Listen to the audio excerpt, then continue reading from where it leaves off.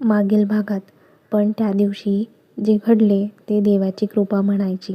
काव्याचे लग्न त्या दिवशी मनोजसोबत झाले नाही, नाहीतर तिला खूप त्रास झाला असता. त्या दिवशी देवाच्या चमत्काराने तुम्ही काव्यासोबत लग्न केले. त्याच दिवशी तुमच्या मोबाईलला एक व्हिडिओ आला होता. तो व्हिडिओ मीच तुम्हाला पाठवला होता. त्या व्हिडिओमध्ये तुम्हाला पाठमोरी काव्या दिसत होती.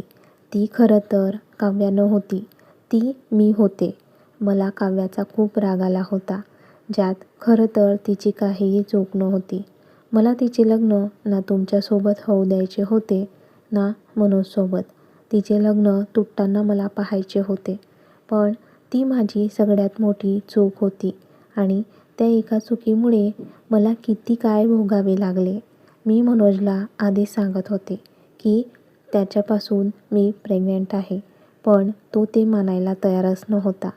मनोजला मी त्याच्या आयुष्यात नको होती, म्हणून त्याने माझा काटा काढायचा ठरवलं. मला ज्या पद्धतीने त्रास देता येईल त्या पद्धतीने तो मला त्रास देऊ लागला. त्या गावातून मी आणि माझी आजी कसे बाहेर पडलो आमचे आम्हालाच माहिती. मनोज अजून पण आमचा शोध घेत होता. पण आम्ही त्या रात्री मुंबई गाठली आणि अशा ठिकाणी लपून होतो तिथे मनोज आमच्यापर्यंत पोहोचणार नाही.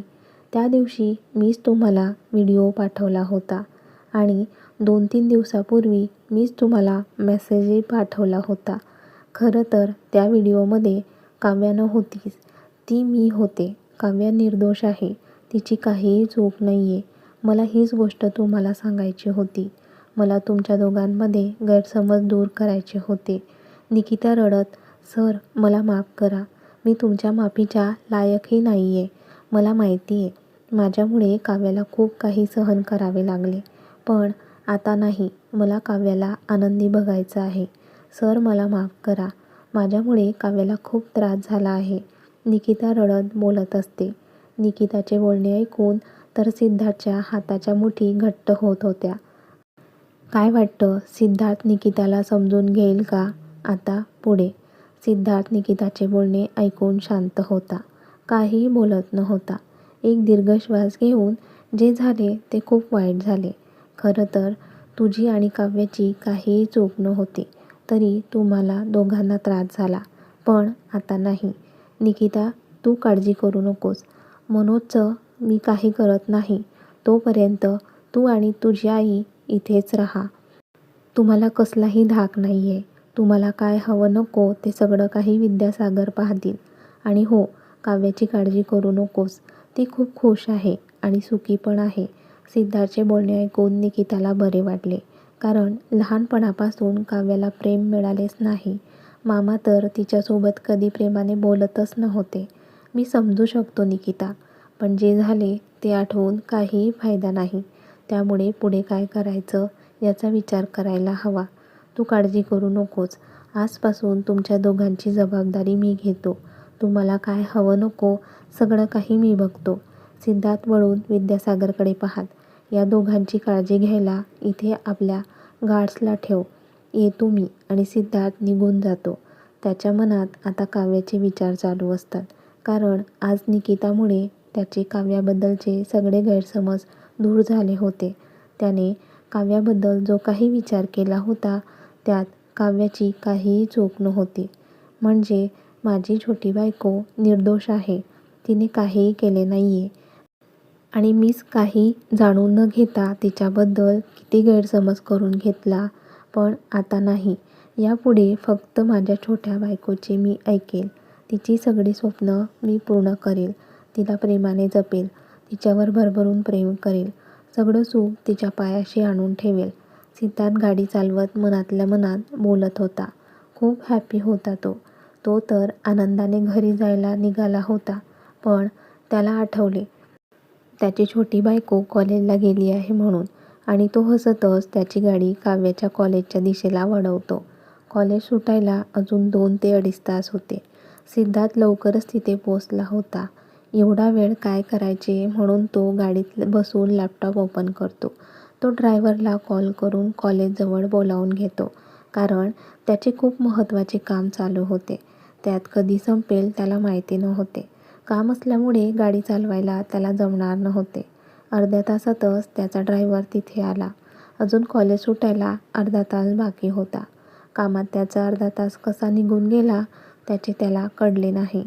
तोच काव्य तिच्या फ्रेंडसोबत बोलत बाहेर आली तसे ड्रायव्हरने त्याला सांगितले, "सर, मॅम आल्यात." तसे सिद्धार्थने त्याची लॅपटॉपवरची नजर वर केली आणि बाहेर बघू लागला. समोरून त्याला काव्या येताना दिसली. तिच्यासोबत तिची फ्रेंड रेणुका होती आणि एक मुलगा पण दिसत होता. काव्या मध्ये होती आणि ते दोघं तिच्या आजूबाजूला चालत बोलत बाहेर येत होते. पार्किंग येताच काव्याचे फ्रेंड्स तिकडे निघून गेले. काव्या मात्र समोर पाहत येत होतीच की तिला तिच्या नवऱ्याची गाडी समोर दिसली. तीच गाडी त्याने सकाळी तिला सोडले होते. तिने एक सुस्कारा सोडला आणि कारमध्ये जाऊन बसली. खरं तर काव्या तिच्या फ्रेंडसमोर कारमध्ये कधीच जायची नाही. ती तर ड्रायव्हर काकांना कॉलेजपासून काही अंतरापुढे थांबायला लावायची. उगाच कॉलेजमध्ये तिला जास्त काही विचारू नये एवढंच तिला वाटत होते. काव्या मागच्या सीटवर जाऊन बसली. शेजारी तिचा नवरा काम करत आहे. तिने जणू इग्नोरच केले. सिद्धार्थने हसतच लॅपटॉप बॅगमध्ये ठेवला आणि एक बटन प्रेस केले. त्यामुळे पार्टिशन ओपन झाले. पार्टिशन बघून काव्याचे हृदय तर जोराने धडधड करायला लागले. "काव्या, घाबरू नकोस. तुला त्यांचा राग आला आहे." ती रागाने सिद्धार्थकडे पाहते आणि पुन्हा बाहेर पाहायला लागते. सिद्धार्थ पुन्हा एक बटन प्रेस करतो. तसे विंडोला पार्टिशन ओपन होते. तशी काव्या रागाने त्याच्याकडे पाहते. सिद्धार्थ तिच्याकडे पाहत मनातच बोलतो, "ओ, माझी छोटी बायको रागावली आहे तर." तो हळूच तिच्याजवळ सरकतो आणि तिच्या खांद्यावर हात ठेवतो. त्याने हात ठेवताच काव्या त्याच्या हाताला झटका देते. "अरे बापरे, खूपच राग आला आहे तर माझ्या बायकोला." सिद्धार्थ मनातच बोलत तिला अजून जवळ ओढतो. तिच्या गालावरून प्रेमाने हात फिरवतो. आता तर त्याच्या स्पर्शाने काव्या पण हळूहळू विरघळत होती, पण स्वतःला सावरतही होती. त्याच्याशी बोलायचं नाहीये म्हणून. ती रागातच तिचा चेहरा दुसरीकडे वळवते. "बापरे, खूपच रागावली आहे माझी बायको." "सिद्धार्थ, जरा जास्तच मेहनत घ्यावी लागणार आहे तुला मनवायला." तो तिच्या कमरेत हात घालून तिला मांडीवर बसवतो. "सोडा मला, काय करताय?" काव्या रागातच बोलते. "नाही सोडणार. आणि मी काय करतोय हे पाहायचंय ना तुला." "मग." एवढं बोलून तो तिच्या ओठांचा ताबा घेतो आणि तिला पॅशनेटली किस करायला लागतो. काव्या त्याला थांबण्याचा प्रयत्न करत असते, पण सिद्धार्थ तर तिला किस करण्यात मग्न असतो. एवढा वेळ तो एकटाच तिला किस करत असतो. ती त्याला अजिबात साथ देत नाही. काव्याला श्वास घ्यायला त्रास होतो. तशी ती त्याच्या चेस्टवर पुश करते. तो पण किस करायचे थांबतो. काव्या त्याच्याकडे रागात पाहत तिचे ओठ उलट्या हाताने पुसते. "का किस केले तुम्ही मला? कोण आहे मी तुमची?" सिद्धार्थ हसत, "माझी छोटी बायको आहेस तू. बायको म्हणून हक्काने किस केले मी तुला. तुम्ही मला अजिबात हात लावायचा नाही. मला खरं तर तुमच्याशी बोलायचंच नाहीये पण." आणि ती बोलायचं थांबते. "पण काय बायको?" तिचे केस नीट करत तो बोलतो. तशी ती त्याच्या हाताला धक्का देते. "माझी छोटी बायको." बोलत तो तिला अजूनच जवळ ओढतो. "सोडा मला. किती वेळा सांगितले मला हात लावू नका म्हणून." "तुला नाही तर कुणाला हात लावायचा?" तो पण मिश्किलपणे हसत बोलतो. ती रागातच त्याच्या मांडीवरून उठून त्याच्या शेजारी बसते. "मला बाहेर बघायचे आहे. ती पार्टिशन ओपन करा. बाहेर पाहण्यापेक्षा शेजारी नवरा आहे त्याच्याकडे बघ." तशी ती एक रागीट लूक त्याला देते. आज तिचा राग सिद्धार्थ पहिल्यांदा पाहत असतो आणि त्यात पण ती एवढी क्यूट दिसत होती की सिद्धार्थ मुद्दाम तिला चिडवण्यासाठी काही ना काही करत होता. शेवटी त्याने बटन प्रेस केले आणि पार्टिशन ओपन झाले. तशी काव्या खिडकीजवळ सरकली आणि बाहेर पाहू लागली. सिद्धार्थने नाही मध्ये मान हलवली आणि लॅपटॉप ओपन करून कामात व्यस्त झाला. तिरप्या नजरेने ती सिद्धार्थकडे पाहत होती. हे सिद्धार्थच्या लक्षात आले होते, पण तो काही बोलला नाही. 15-20 मिनिटांनी ते बंगलोवर पोहोचले. गाडी थांबताच काव्या काहीही न बोलता आत निघून जाते. तिला जाताना बघून सिद्धार्थ पण मनातच बोलतो, माझ्या बायकोला मनवण्यासाठी खूप मेहनत घ्यावी लागणार आहे. त्याची बॅग घेऊन तो पण आत आला. काव्या तिच्या रूममध्ये निघून गेली.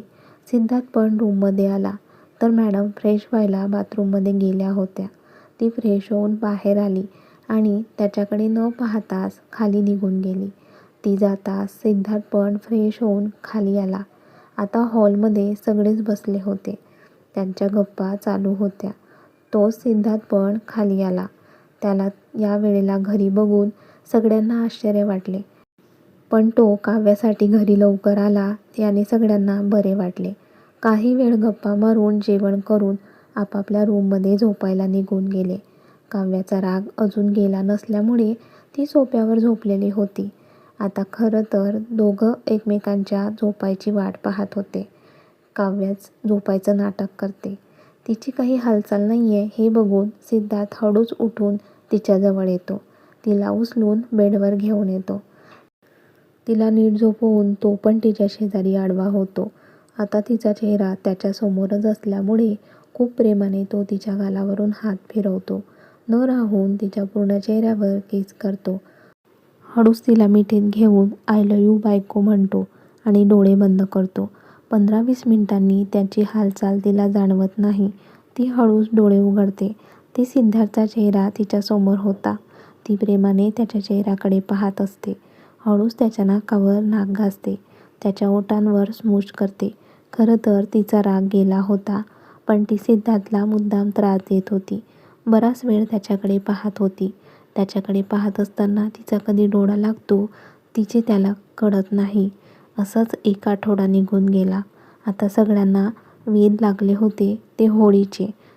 त्यात काव्या सिद्धार्थची पहिलीच होळी असल्यामुळे घरातील सगळे खूप उत्सुक होते. उद्या सुट्टी असल्यामुळे सगळेच निवांत होते. सकाळी सगळेच जरा उशिरा उठले. नाश्ता करून जो जो आपल्या कामात व्यस्त होता. काव्याला पण नोट्स काढण्यात बिझी होती. सोफ्यावर बसून तिचे काम करत होती. नोट्स काढायच्या नादात तिने आजूबाजूला खूप बुक्स पसरवून ठेवले होते. आता थोडा वेळ ब्रेक घेते. मला कपड्यांचे कपाट आवरायचे आहे. ते आधी आवरून घेते. ती उठून कपाटाजवळ आली. एक एक करून कपाटातील सगळेच कपडे तिने बाहेर काढले. तोच तिला सायली बोलवायला आली आणि काव्य तसंच पसारा करून खाली निघून गेली. इकडे सिद्धार्थ स्टडी रूममध्ये होता. त्याचा कॉल झाला तसा तो बाहेर आला. आधी तर त्याचे लक्ष नव्हते रूममध्ये, पण काव्याला शोधण्यासाठी पूर्ण रूमवरून त्याने नजर फिरवली. ती तर नव्हती, पण सोफ्यावर बुक्स होते. बेडवर कपडे दिसत होते. त्याला त्याची रूम टापटीप लागत होती. पसारा त्याला अजिबात आवडत नव्हता, पण आता त्याची छोटी बायको पसारा करून गेल्यामुळे तो काहीही बोलणार नव्हता. तो बेडवर बसला तर काव्याने काही कपड्यांच्या घड्या घातल्या होत्या, तर काही कपड्यांच्या बाकी होत्या. सिद्धार्थने तिच्या कपड्यांच्या घड्या घालायला घेतल्या. तेव्हाच रोहित सिद्धार्थला भेटायला रूममध्ये आला. त्याला खूप महत्त्वाचे काम होते आणि त्याने येताना पाहिले होते. काव्या खाली होती म्हणून तो नॉक न करताच आत आला आणि आत येताच त्याचे डोळे मोठे झाले. सिद्धार्थ जहांगीर कधी स्वतःच्या कपड्यांच्या घड्याही त्याने घातल्या नसतील. तो त्याच्या बायकोच्या कपड्यांच्या घड्या घालत होता. Oh my God! एवढंच रोहितच्या तोंडून निघाले आणि सिद्धार्थने गोंधळून आवाजाच्या दिशेने पाहिले. रोहित अजून पण शॉक लागल्यासारखा त्याच्याकडे पाहत होता. व्हॉट? एवढंच सिद्धार्थ बोलतो. रोहित त्याच्याजवळ येत सिद्धार्थ जहांगीर बायकोच्या कपड्यांच्या घड्या घालतोय. ही तर ब्रेकिंग न्यूज आहे ना? तसा सिद्धार्थ त्याला रागीट लूक देतो. थांब, मी व्हिडिओ करतो आणि खाली जाऊन सगळ्यांना दाखवतो. एवढ्या मोठ्या कंपनीचा ओनर घरी बायकोच्या कपड्यांच्या घड्या घालतोय म्हणून. रोहित मोबाईल काढणार की सिद्धार्थ त्याला पिलो फेकून मारतो. आज मी मार खाल्ला तरी चालेल, पण तुझा व्हिडिओ तर मी करणारच. स्टॉप रोहित! सिद्धार्थ उठून रोहितजवळ जाणार की रोहित बेडवर उभा राहून मोबाईल सिद्धार्थकडे पकडतो. आता त्याची जणू पकडापकडी चालू होते. सिद्धार्थ त्याच्या मागे तर रोहित पुढे होता. इकडे खाली काव्याला आठवले की ती सगळा पसारा तसंच ठेवून आली आहे. ती पडतच रूममध्ये जायला निघते. आत येते तर रोहित आणि सिद्धार्थ एकमेकांच्या मागे पडत पूर्ण रूममध्ये फिरत असतात. रोहितला काव्या दिसताच तो काव्याच्या मागे जाऊन उभा राहतो. बहीण वाचव मला तुझ्या नवऱ्यापासून. काव्या तू बाजूला हो, सिद्धार्थ बोलतो. नाही बहीण, तुझ्या नवऱ्याचे ऐकू नकोस. काव्या तू आत्ता तुझ्या नवऱ्याचे ऐकणार नाही आहे का? ते दोघं बोलत होते, पण काव्याला कळतच नव्हते त्यांचे काय चालू आहे म्हणून. रोहित काव्याला पकडून दरवाजाजवळ घेऊन येतो. नो नो, सिद्धार्थ बोलतच असतो की रोहित काव्याला धक्का देतो. तशी ती सिद्धार्थच्या अंगावर पडते. सिद्धार्थ पण बेसावध असल्यामुळे त्याचा तोल जातो आणि ते दोघं सोफ्यावर पडतात. ते एवढे अचानक घडते की त्यांना कळतच नाही, पण रोहितला बरोबर कळतं. त्यांना बघून रोहित हसतच काढता पाय घेतो. बघूया पुढील भागात काय होते. त्यासाठी पाहत राहा कथेचे पुढील भाग. आणि कथेचा हा भाग कसा वाटला कमेंट्स करून नक्की कळवा. व्हिडिओला लाईक करा, जास्तीत जास्त शेअर करा. त्याचबरोबर तुमच्या आवडत्या लाईफ मराठी स्टोरीज चॅनलला आठवणीने सबस्क्राईब पण करा. धन्यवाद.